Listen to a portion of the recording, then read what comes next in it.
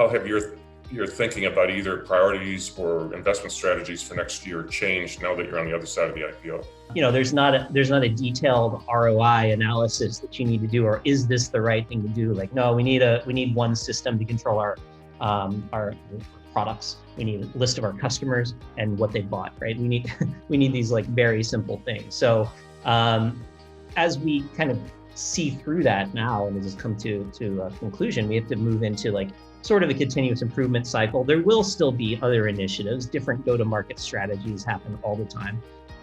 And focusing on those rather than a big long list of projects is really what we're working on as a team now. Yep. We need to make bets and investment both on people and technologies that we know we can get more out of as time goes on.